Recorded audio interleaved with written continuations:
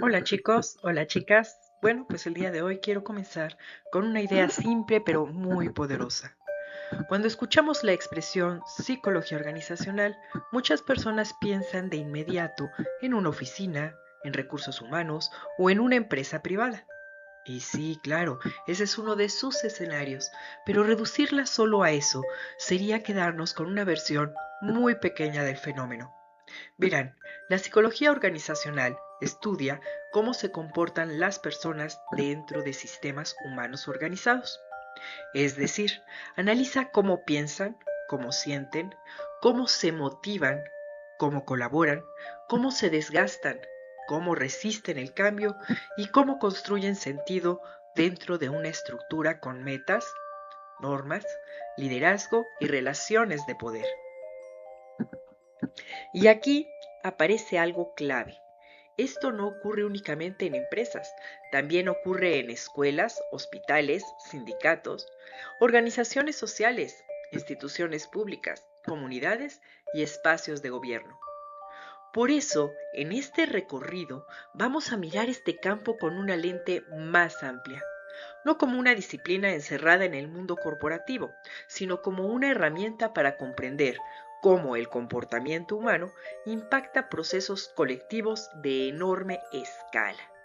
Dicho de otra manera, lo que ocurre dentro de un equipo, de una oficina o de una institución, pues termina afectando decisiones, resultados y muchas veces la vida pública.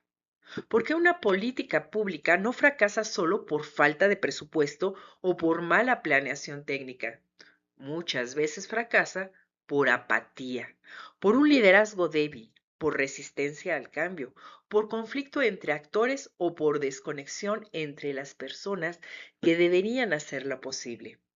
En fin, la idea central de esta primera parte es esta. La organización debe entenderse como un sistema vivo y donde hay interacción humana sostenida, la psicología organizacional tiene algo serio que explicar.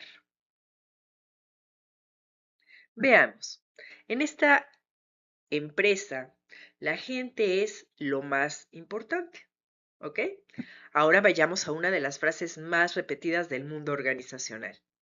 Sí, esa frase que aparece en discursos, manuales, campañas internas y presentaciones impecables. Y dice así, aquí la gente es lo más importante. Bueno, suena bien, ¿verdad? Suena noble. Suena incluso inspirador. Pero aquí aparece la pregunta, ¿de verdad es una convicción o solo es una frase decorativa? Verán, en muchas organizaciones las personas son importantes, siempre y cuando no afecten los indicadores, mientras no cuestionen la autoridad, mientras no exijan condiciones dignas, mientras no hagan visible el desgaste que sostiene al sistema. Y aquí es donde la psicología organizacional se vuelve especialmente útil. ¿Por qué? Porque no sirve solo para motivar y no sirve solo para suavizar ambientes de trabajo, también sirve para mostrar contradicciones y nos permite preguntar qué tipo de vínculo existe entre la institución y las personas. Nos permite observar si hay integración humana real, si hay reconocimiento, si hay participación y si existe coherencia entre el discurso y la práctica. Porque verán, una organización puede tener una visión preciosa, increíble, escrita ahí en la pared, muy bonita, pero al mismo tiempo puede producir miedo, desgaste, silencio y una obediencia mecánica. Y bueno, pues eso estarán ustedes de acuerdo que no es cultura organizacional sana. Eso, más bien, es una escenografía elegante del deterioro. La verdad, bueno, la verdad prueba no está en lo que la institución dice sobre sí mismo, más bien está en cómo trata a su gente cuando hay presión, incertidumbre, conflicto o necesidad de cambio. Y bueno, esa es la diferencia entre una cultura auténtica y una propaganda bien vestida, chicos. Ahora bien, em, para comprender mejor este campo, conviene distinguir tres enfoques que a veces se mezclan, y son la psicología industrial, sí, la psicología del trabajo y la psicología organizacional. Verán, no son exactamente lo mismo aunque se relacionen entre sí. La psicología industrial surge en el contexto de la industrialización. Su interés principal está en la eficiencia, la medición del rendimiento, la selección de personal y el ajuste entre persona y puesto. Su pregunta de fondo sería algo así. ¿Cómo lograr que una tarea se realice del modo más efectivo posible? La psicología del trabajo entonces desplaza un poco la mirada hacia la actividad humana concreta. Sí, ella se interesa por las condiciones laborales, la fatiga, la ergonomía, la salud ocupacional y la experiencia subjetiva del esfuerzo. Y bueno, aquí ya no importa solo que la persona produzca, también importa cómo vive ese trabajo y qué efectos tiene sobre ella. Y luego pasaremos a la psicología organizacional. Aquí se amplía más el panorama. Se centra en la conducta humana dentro del sistema. Sí, dentro del sistema o de los sistemas complejos. Por ejemplo, tenemos la cultura, el liderazgo, el clima, las relaciones interpersonales, la motivación, también el conflicto, la comunicación, la identidad y el cambio institucional. Dicho de manera más sencilla, la psicología industrial pues mira la tarea. La psicología del trabajo mira la relación del sujeto con la labor. Y por último, la psicología organizacional pues mira el sistema humano donde todo eso ocurre. No son enfoques rivales, muchachos, son capas históricas y analíticas que permiten entender el mundo laboral desde distintos ángulos. Y esta evolución nos dice algo muy, pero muy importante. Con el tiempo, las organizaciones dejaron de ver a las personas solo como piezas productivas y comenzaron, al menos en teoría, claro, a reconocerlas como sujetos que sienten, interpretan, negocian, se resisten, colaboran y bueno, construyen un significado. Y ese cambio de mirada modifica por completo la pregunta. Ya no se trata solo de cómo obtener rendimiento, también se trata de qué tipo de sistemas humanos estamos creando. Y bueno, una de las ideas más potentes para comprender este campo es dejar de imaginar a la organización como un organigrama frío y empezar a verla como, como un sistema vivo.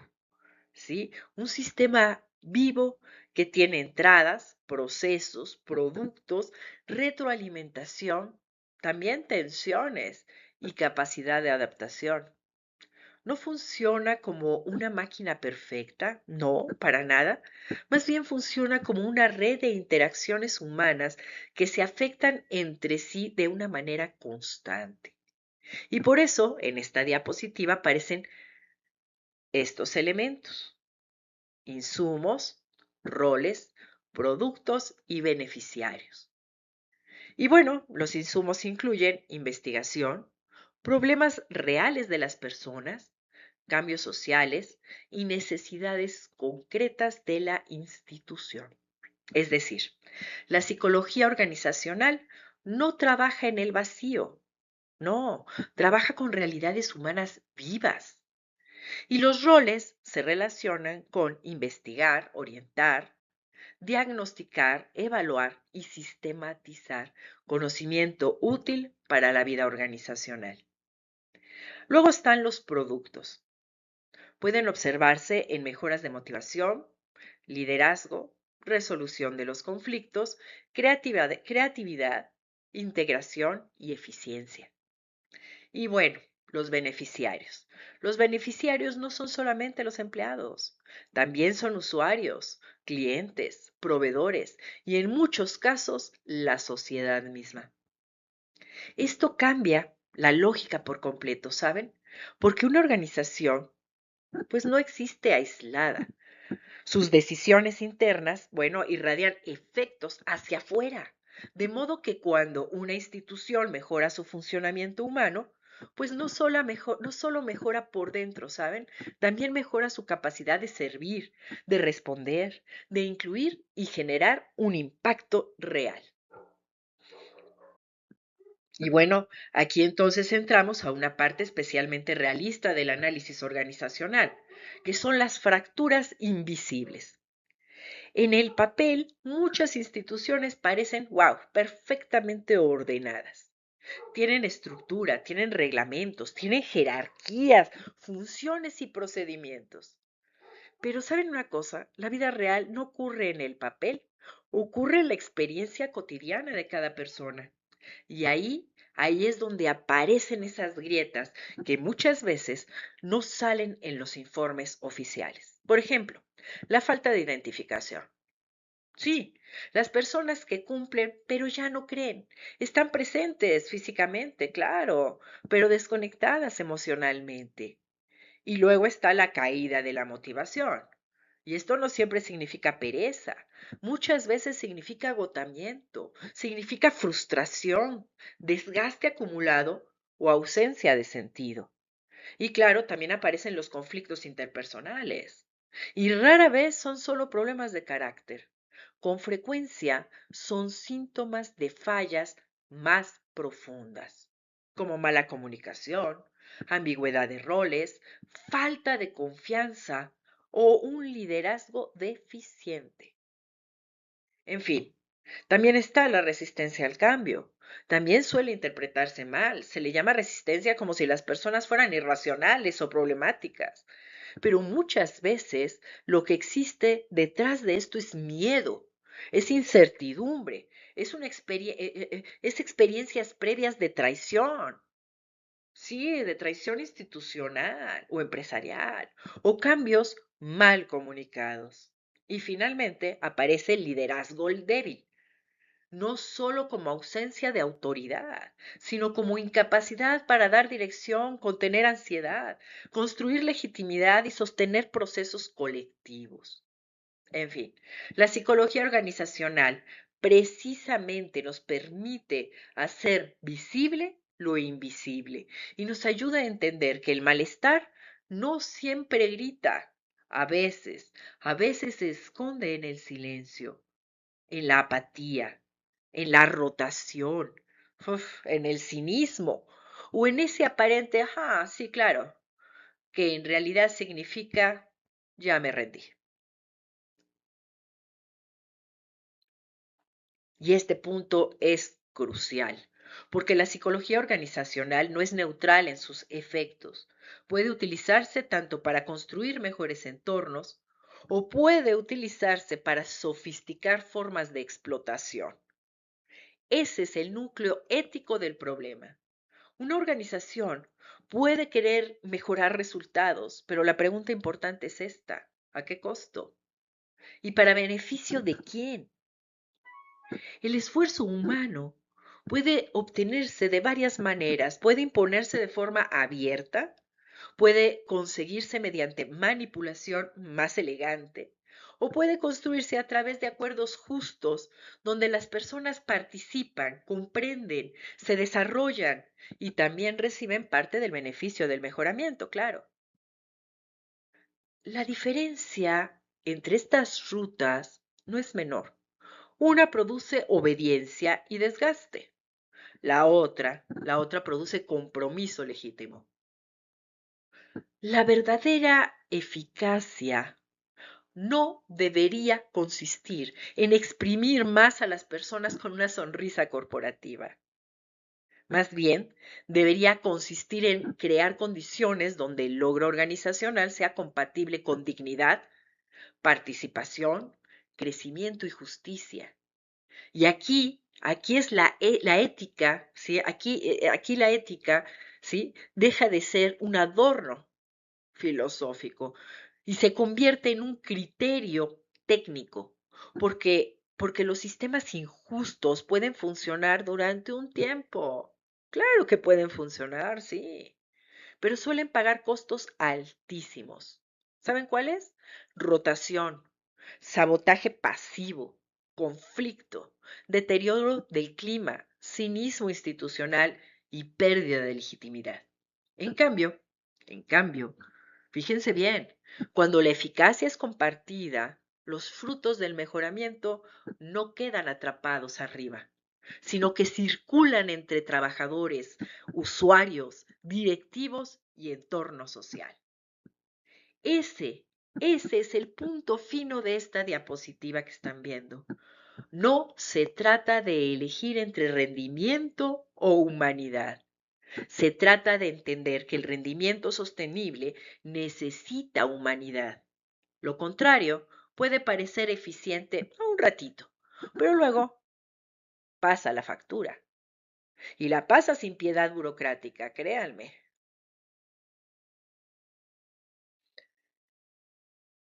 Verán, una de las confusiones más comunes, ¿sí? Es pensar, es pensar que la psicología organizacional pertenece exclusivamente al sector empresarial.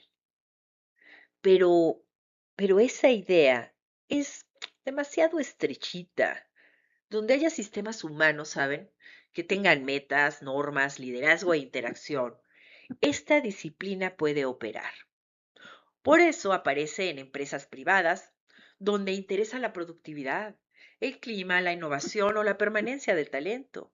Pero ¿saben una cosa? También aparece en organizaciones sociales y en las ONGs, donde resulta clave para sostener el voluntariado, fortalecer la cohesión y prevenir el desgaste relacional. Y también, aunque ustedes no lo crean, aparece en gobierno y en políticas públicas, donde importa entender cómo se alinean los equipos, cómo se comunica la autoridad, cómo se construye confianza institucional y cómo responden las personas a normas, programas y cambios. Aquí la lección es simple, pero enorme, ¿saben? La psicología organizacional no estudia edificios, estudia sistemas humanos y organizados. Y por eso su campo de acción se expande tanto como se expande la vida colectiva. Vean esta diapositiva. Esta diapositiva, ¿saben? Nos ayuda a salir del imaginario corporativo y a entrar al territorio comunitario.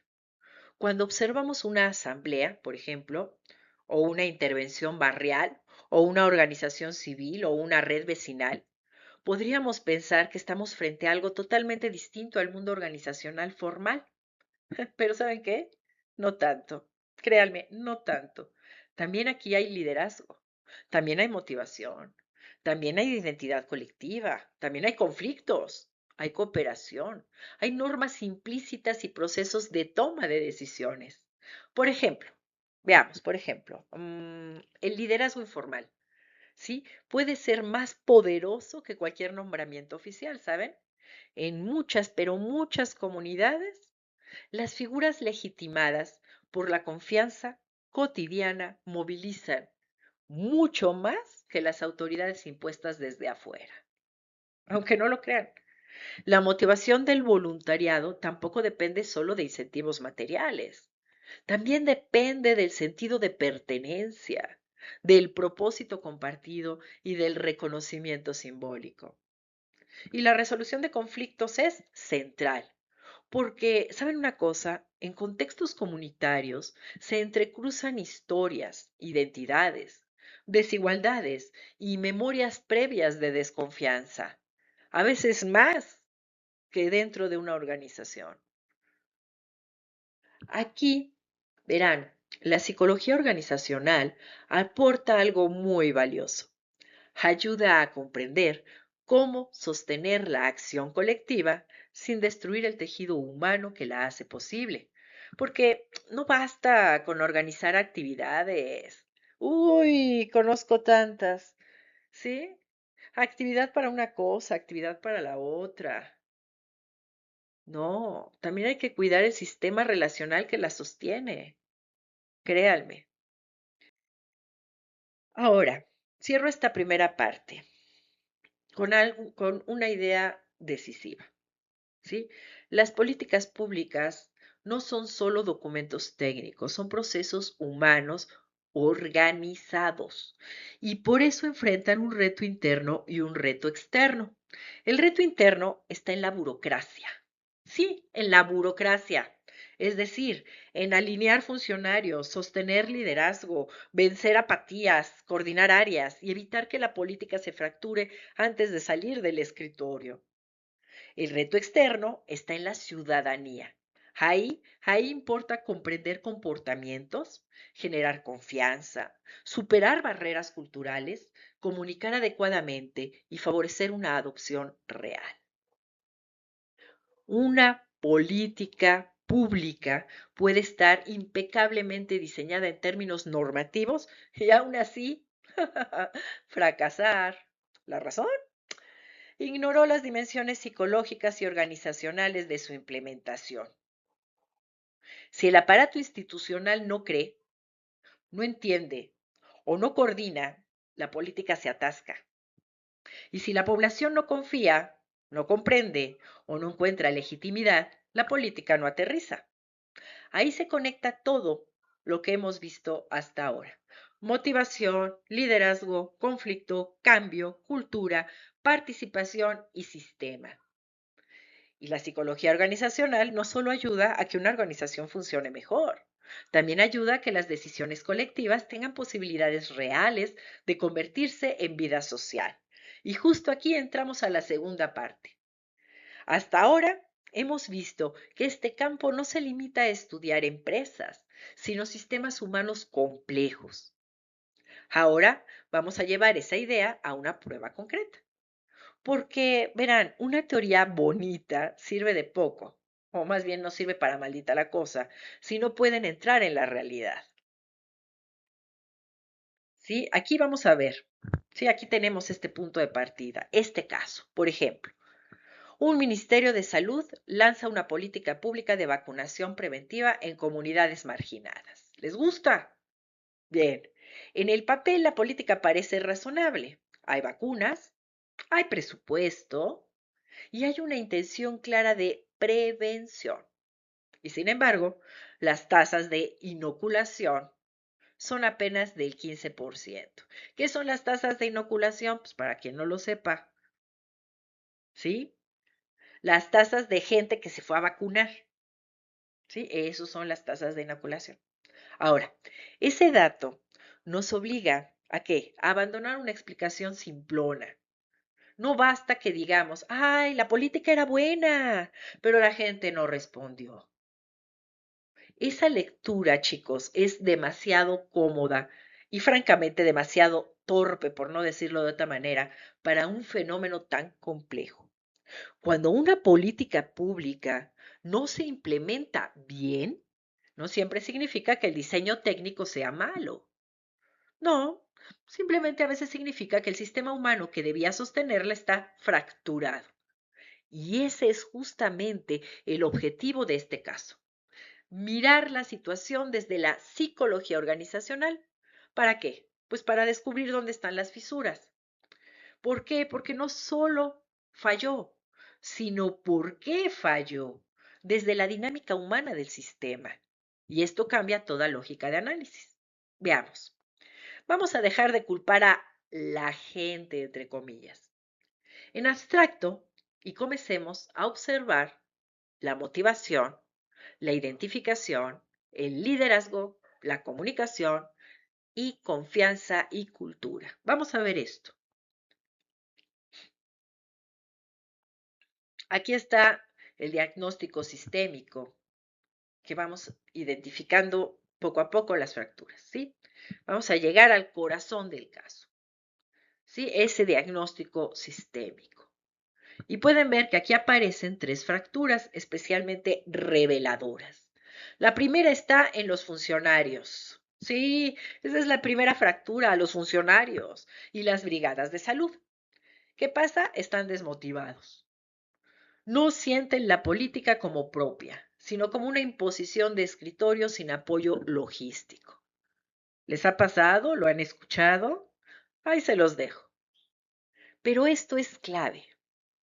Cuando quienes implementan una política no se identifican con ella, la ejecución se vuelve mecánica, fría o simplemente indiferente. La segunda fractura está en la comunidad. La población objetivo desconfía del gobierno y percibe a los funcionarios como extraños. Es decir, hay ausencia de liderazgo local legítimo. Y bueno, sin legitimidad no hay adopción genuina. Lo que aparece es resistencia, sospecha y distancia. Y la tercera fractura está en la comunicación. El diseño de la política ignoró la cultura local y eso produjo un choque de valores y un bloqueo en la participación ciudadana. Dicho sin maquillajes, muchachos, el mensaje llegó, pero no hizo sentido. Y aquí hay algo muy importante. Ninguna de estas fracturas se resuelve únicamente con más carteles, más orden, más presupuesto, no, para nada. Son fallas de vínculo, de sentido y de estructura humana. Eso es precisamente lo que muestra la psicología organizacional. Un sistema puede parecer completo desde fuera y aún así está roto en la esencia. Y una vez que identificamos las fracturas, la intervención ya no puede ser improvisada, debe ser sistémica. Y en este caso aparece una estrategia muy, pero muy clarita. Trabajar en dos pistas al mismo tiempo. La primera es la intervención interna con los servidores públicos. Aquí se propone capacitar en liderazgo a supervisores de brigada, generar dinámicas de integración para reducir la apatía y rediseñar incentivos no monetarios basados en propósito. Sí, este punto es muy, pero muy importante. No siempre se trata de pagar más, a veces se trata de reconstruir significado, reconocimiento y pertenencia. ¿Por qué? Porque una persona puede cumplir una función durante un tiempo, pero difícilmente sostendrá compromiso real si siente que solo ejecuta órdenes vacías. Y la segunda pista es la intervención externa, es decir, con la comunidad.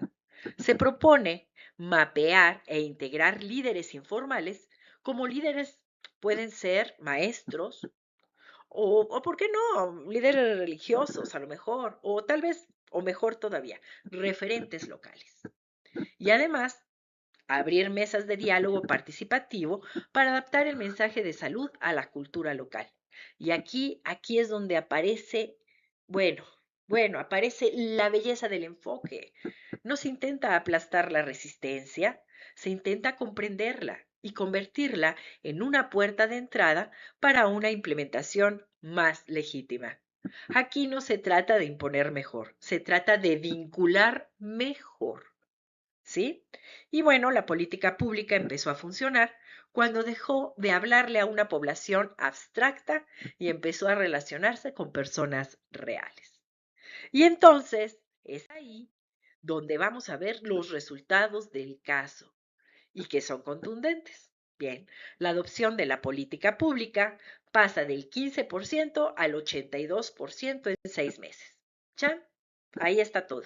Y aquí aparece un detalle muy revelador. No fue necesario cambiar el presupuesto, no. Tampoco es necesario cambiar la formulación médica de la política. Lo que cambió fue el sistema humano. Sí, el sistema humano. Se redujo la rotación del personal de las brigadas médicas, es decir, mejoró la estabilidad interna. Y al mismo tiempo creció la confianza y la participación en la comunidad. Esto bueno, demuestra algo fundamental, que muchas veces el cuello de botella no está en el diseño técnico del programa, más bien está en la manera en que las personas lo encarnan, lo comunican, lo sostienen y lo reciben. Y aquí la psicología organizacional interviene precisamente en esas zonas donde la institución deja de ser un documento y se convierte en una experiencia vivida. Y eso tiene una consecuencia enorme. ¿Saben cuál es? Fácil. Resolver problemas de motivación, liderazgo y confianza no es un asunto blando, aunque les llamen competencias blandas.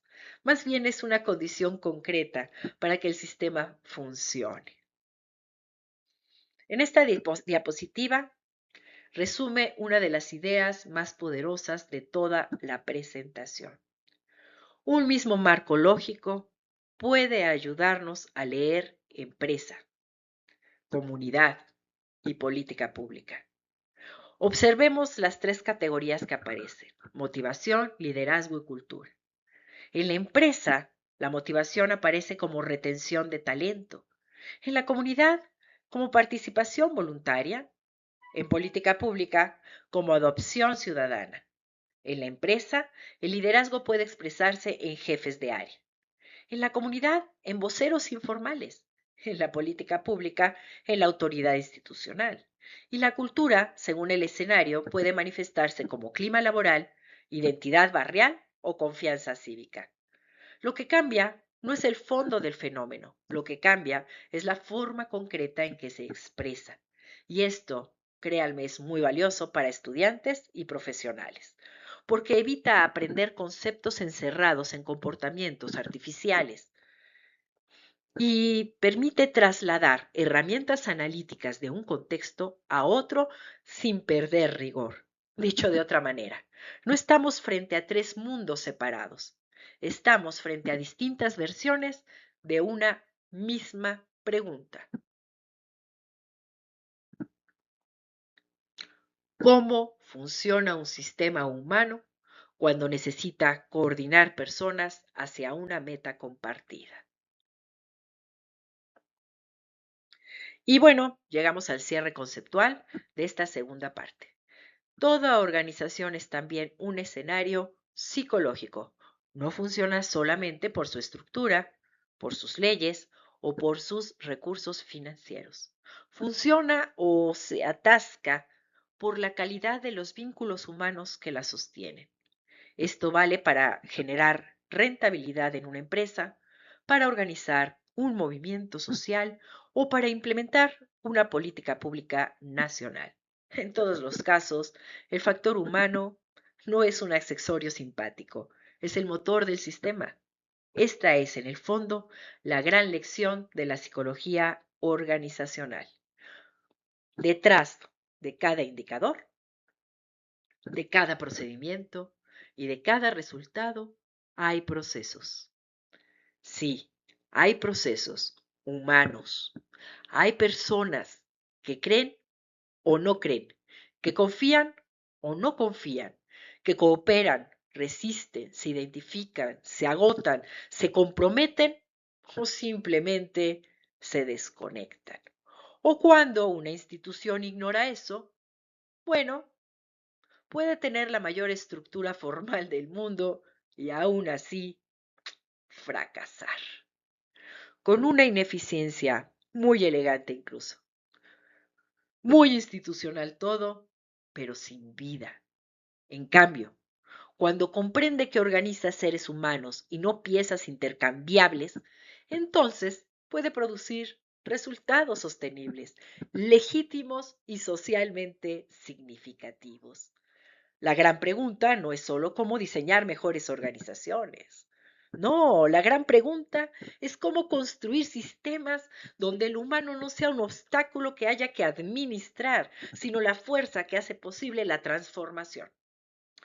Es que con este caso hemos visto que la psicología organizacional no solo sirve para explicar lo que ocurre dentro de las empresas, también sirve para comprender por qué una comunidad confía o no confía, por qué una brigada se compromete o se apaga, o porque una política pública despega o se hunde antes de llegar a la gente. Eso lo convierte en un campo mucho, pero mucho más amplio, chicos, más serio y más útil de lo que a veces se cree. No estudia solamente puestos, tareas u organigramas, estudia el delicado mecanismo humano que sostiene cualquier sistema colectivo. Y ese mecanismo, aunque a veces se quiere ignorar, siempre, recuérdelo, siempre termina cobrando la factura. Les doy las gracias por acompañarme y les invito a que lean el texto que acompaña este video tutorial. Nos vemos en clase para trabajar con casos de estudio. Espero que estén listos porque ya estamos arrancando. Nos vemos, muchachos. Hasta la próxima.